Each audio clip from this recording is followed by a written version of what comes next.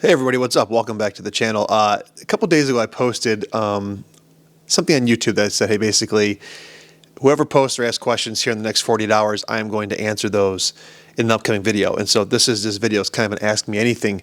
You guys had some good questions and some stuff about me personally, and there's going to be some stuff about gear and all sorts of stuff. And so this video is answering those questions. So without any further delay, because people usually say without any further ado, without any further delay, here are some of the questions you guys asked, and here are my answers. All right. Starting at number one, Richard Fink says, if you could make a living from photography, would you quit your job? P.S. Even if it were less money. I don't want to spend a ton of time on this question, but I could sit here and talk about this for hours. The answer is yes, I think so. In fact, I have toyed around over the years many times with the idea of starting a professional photography business. Wait, is this thing working? Like I was saying, I've toyed around with the idea of starting a professional photography business. I had a website. I still have a website, actually. I don't really do anything with it. I've shot a couple weddings. I've shot senior portraits. But it's just not my main job, because I have I guess a real job, if you will, a 9-to-5, a W-2 job where I'm in sales. And so, it's kind of my backup job. And the reason why I haven't made it a job that I do professionally yet is because, candidly, if I'm being honest with you, we've got a pretty expensive lifestyle, high burn rate. My kids both play hockey. They go to private Christian schools. We like to travel and that kind of stuff. And so kind of built this lifestyle. And for me, in order for me to go and start a photography business and make it my sole source of income, my living, if you will, I would have to change a lot of things. And I don't really care, because I don't really care about these things. Like, I could go without the house. I could go without a lot of things. Like, in fact, if it was just me, I'd probably be living in an RV, traveling the country and living off a lot less. But you know what? Like, I love to provide for my kids. I love to provide for my family. They've got a certain lifestyle, and so I try to maintain that as best I can. And maybe when the kids are older, I can make those types of decisions. But what I am trying to do right now, or I'm contemplating doing, is starting that photography business on the side again. I let it go. And I just decided I didn't have time to pursue it right now, but I'm thinking about starting it up again. And honestly, I don't even know if now is a good time, because I'm coaching hockey and we're just busy. Like, every day I get up from 7 in the morning till 10 at night, we are doing something. And so it's difficult for me. And so that's why weddings are hard, because the weekends are taken up. Senior portraits are fine, but typically they want to do stuff in the fall. So it kind of has a seasonality to it. In the winter, there's not much with senior portraits. So yeah, anyways, long story short, I've done some events. The answer is yes, I would like to. I think I need to start now building something, building a portfolio, building a website, stop switching cameras all the time like I always do. And maybe, in 5, 6, 7, 8 years, I'll be at a spot where I can start to really supplement my income. And then maybe 10 years down the road, we can make a decision on that. We'll see. Okay, long answer. Next question. This is from Rob McD. How is Eric Jennings, the husband and dad from Michigan, doing in general? This is a deeper question. He's not asking about photography. Overall, I'm great. Like, way too blessed to be stressed. My family's healthy. My kids are thriving. My wife and I have a happy marriage. Like, we live in a nice house, get most of our things paid for. Whatever measurements you want to say of success, like, we're doing just fine. So no complaints there. However, on the flip side, I'll tell you this. I'm in sales right now, and currently the job that I'm in, I switched jobs, I don't know, it was 7, 8 months ago. It's tough. The income has gone down significantly, and I don't see a path necessarily in which that's going to change. And so I really don't want to change jobs, but that might be coming in my future. Again, like, I don't want to, but I don't know. Like, and that might not be my decision, it might be their decision, right? They don't pay people to not sell. And so I went from being a President's Club winner, which, if you're not in sales, like, top performer 3 years in a row back to back at my prior company, to this year, it's difficult. And so we're living off of the base salary they give me, which we can make ends meet, but certainly it's not what my company wants of me, and that's not what I want of myself either. And so that's difficult. Other than that, like, just normal things. My oldest daughter's a teenager. She's 16. We're going through all that stuff, just not like going through anything. She's fine, but, she's starting to become an adult, right? And with, as a parent, you worry about those kinds of things. So that's where I'm basically at. I'd say my biggest concern right now, candidly, is just maintaining my marriage, being a good father, to my kids, making sure I spend the time with them, coaching this hockey team that I'm doing a lot with, and making sure I got a good stable job underneath me to keep everything going. So that's kind of where I'm at with everything. Joe Allen says, "Hey, love your channel, Eric. How do you evaluate or think in terms of balance between image sensor output, technical specs, and the look and feel of the camera?" Whew, this is like my whole channel, right? I'll tell you this. The answer is all three matter. And I would tell you that probably the look and feel of the camera matters more than people give it credit for, because if you don't enjoy picking it up, you enjoy handling it, it's a problem. But in that, like, there's a lot that goes into the answering that question, because a Canon or a Sony can feel great in your hands and be amazing at image output and autofocus speed and all the things you asked about, but maybe not inspire you as much as something like a Leica. On the flip side of that, like an Olympus camera, that's some of my favorites, ergonomically fantastic cameras, great colors, but maybe it leaves you a little bit lacking on like image sensor performance, or whatever it might be, or that depth of field look you're going for. And so, how do I balance it out? Boy, I think no matter what, and this is probably the crux of my channel, you're going to have to be okay with something not being perfect. Like the perfect camera for me would be Micro Four Thirds body size and lenses with a full frame sensor, and like Olympus ergonomics. Like right now I have the Fuji stuff, which I'm not recording this on, by the way, future video. And I love Fuji, but the autofocus is driving me, I wouldn't say driving me crazy, because I can make it work. But if I'm in AFC right now on my X-T5, it's autofocus a lot, and that's really gets annoying. And so that's a problem. If I'm in AFS, like, it works just fine. So, and you got to kind of balance those things out. So it's not a good answer for you. The answer is you have to decide which one you're willing to live with. Is it the lesser image sensor output? Is it maybe some kind of being okay with something less in terms of technical specs, whether it's autofocus speed or resolution? Or is the look and feel most important to you? And for me, I constantly go back and forth: size, look and feel, output, autofocus speed. And that's kind of why I change cameras all the time. And I really need to stop doing that. But I do think that there's some happy sweet spots in there, right? And you can probably, like the Nikon ZF, for example, that's a full frame sensor with good autofocus speed, with good colors, with those ergonomics and feels if you're into that. On the flip side, if you're not into that, like, why not grab, a Sony A7, whatever, or Panasonic? I think you have to decide that. But ultimately, you're going to be giving up something somewhere. You get into full frame, the lenses are generally bigger, unless you pick some slower lenses, to kind of offset that. So anyways, that's the answer to that question. SD Huty. By the way, I know who you are, but I'm not sure if I'm saying your tag correctly. What camera did you let get away and sold that you've missed?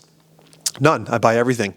That's the honest answer. I've bought several cameras multiple times. The X-T5 I've owned 3 or 4 times. The OM1 I've owned 3 or 4 times. Ricoh GR3 I've owned 3 or 4 times. Panasonic S5 I owned 3 times. Like, I've bought and sold the same cameras many, many a times. Even the Nikon ZF I've had twice. But which ones do I always miss when I get away? It's Leica. It's always Leica, because Leica is unique in what it offers in terms of its user experience, the build quality, the fact that it's a full frame camera that's small, it has small lenses. Going back to the prior question, I think that's a phenomenal thing. But on the flip side, and this is my point on the previous answer, it's all manual. Like, it gets very frustrating when you start missing focus on things, or you can't record video when that's something you enjoy doing for your family or whatever. And so for me, it's like I always contemplate having the Leica M10 and like the 50 Summicron version 5 back in my bag. But then for what? Like, maybe just personal photography? Yeah, maybe. That's a pretty expensive combination just to use for personal photography. And I can shoot portraits with it, and I could shoot weddings with it, like Ben Heish and those guys have done it. It's just, for me, like, when I'm doing a paid job, which I don't do often, but I hope to do in the future more, I don't want to screw around with that kind of stuff. So it's probably the Leicas, if I'm being honest with you. If you want to go back, like a Fuji, some of the older Fuji X100s I really liked. The Fuji older Fuji X Pros I really enjoyed. Had the Pen F a few times. That's a cool camera that probably should have kept. I don't know. But that's kind of my list of cameras that I think about. All right. Brian Ode 11, favorite EDC camera for documenting family life. Also, if you had to choose only one focal length, what would it be? If I had to choose only one focal length, it'd be 35 millimeter or 40 probably. I'm more of a 50 and 28 guy, but 35, 40, I can get a lot done. And so I really like that. A fast 35 probably, 35 1.4 if I could do that. Favorite EDC camera for documenting family. This is, again, one of those trade-offs. Like, I think cameras should be small and get out of the way. And so that like gets you back to micro four thirds or that kind of stuff. But I like the look and image output of the full frame sensors. Probably a happy medium is something like a Fuji XE camera, an X100 camera, because that's APS-C, fast-ish, small, all that kind of stuff. The Olympus, like OM, sometimes the Lumix G, or was it GX, that they're smaller cameras. Those are kind of interesting as small documenting cameras. Otherwise, like a Sony A7C II or something like that, if you were to get a smaller lens on it, something that's going to have good image output, good autofocus, and still be smaller. I think the secret to documenting your family and your kids is to be able to have that camera on you all the time as much as possible without it impeding what you're doing in your day in, day out. And for me, my kids, like, they're getting older, and so they're getting a little bit more and more camera shy, but they've seen dad with the cameras in their entire lives, so it's not something weird for them, and they know that dad's taking pictures. But I think the secret is to have something you can bring to like the baseball field, to the hockey rink, to the park, and not have it be this big thing. These people that lug around like full frames with 7200s to document their kids, that's on you, bro. Like, not for me though. Okay. Paul Tim H. What's your favorite tips for taking pictures of your family in general? And how do you find time for photography as a working father? I think they kind of covered in the last one. I have no time, and so the camera's got to be with me. And taking pictures of your family is, I try to think about it like photojournalism or street photography. Yes, I have a lot of smiling posed ones, like the kids will do that, but just live in the moment, be there with your family, because if the camera takes you out of it, I think that's where you start to lose. Be in the moment, have the camera with you. Again, small, portable, I think is the key to success there. And start thinking about trying to capture the feel of the moment that you're in, not just like, a tight portrait of your daughter's face. Try to capture the scene and think about what's going on around you, and so you can kind of look back at those. And so I 28, 35 millimeter, 40 millimeter, I think is probably the best way to do that. And just have the camera with you all the time and think about it like photojournalism. Try and tell the story, I think, is the secret there. Last, this is from Casey Photogeek 6207. It's a two-parter question. Which camera have you had the most fun with? And then which camera was the most frustrating? Okay. Tough question, because I like all the cameras and I also get frustrated with all the cameras in some way. But which camera have I had the most fun with? Boy, because kids got out of the way, I gotta say the Ricoh GR series is up on that list. The Leica series is up on that list. That also falls under the most frustrating sometimes. The Fuji X100 series is there. The X Pros I really like a lot. I would say the older Olympus EM5 bodies. I liked when they were metal, like the EM5 II. The EM5 III and OM5, like the plastic just turned me off. But those I guess the secret there is everything's kind of small, portable, nimble, agile, flexible, what it can do. I think those are probably the ones I've had the most fun with.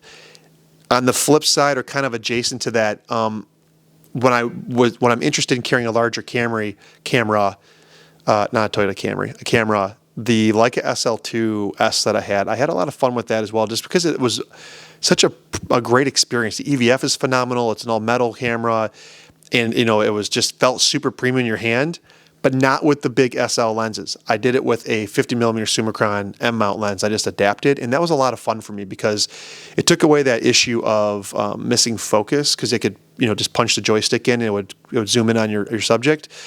So that made it a lot of fun. Of course, the frustrating side there, and this is probably the second part of your question, what someone had most frustration with, it's my Leica cameras, because of the manual focus experience. Not because I don't understand what it is. It's mostly because when I'm documenting my kids at photojournalism, like, there are moments that happen quickly. And if you miss them, they're gone. And it's like, why am I spending $5,000-$6,000 to miss that moment, right? And somebody's like, well, shoot f8 and zone focus. Well, sometimes f8 doesn't cut it, right? Like sometimes the light's low, or like sometimes I want that separation. That's what I'm going for. And it's like, well, I could shoot a Sony, I could shoot a Canon, I could shoot a Nikon for a third or a quarter of the price, and I would have nailed that image, and it would have been in focus and just as good looking. So like for me, the Leica cameras are the most fun to use in a lot of ways, but they're also the most frustrating, and that's always my I guess dichotomy with those cameras. And I think that's it. So what it says is a 15-minute video. It's pretty quick. What's coming up? I am leaving tomorrow to go up in the RV to the UP. We're stopping at a state park for a couple days along the way because it's 500 miles each way. That's a lot of driving in the RV, a lot of fuel, a lot of time. That thing weighs 24,000 pounds. You can't screw around when you're driving that thing. And then we're going to go to the tip of the UP. And so I'm going to try to record some videos, take some photos. I might be doing some photos of my cousin up there for senior portraits. If I have a chance, I'll try and record some behind the scenes. It's always a challenge for me because I like to be in the moment when I'm taking photos and not worried about the story that's being told. But if I get a chance to do that, I will try and do that for you guys. And then on top of that, if I get a chance to stop and see waterfalls, we'll do that as well. So that is it, guys. Thank you for watching this video. I don't do Ask Me Anythings very often, probably every couple of years, because I think they can get boring. But I appreciate your questions, and I'll see you guys on the next one. See ya.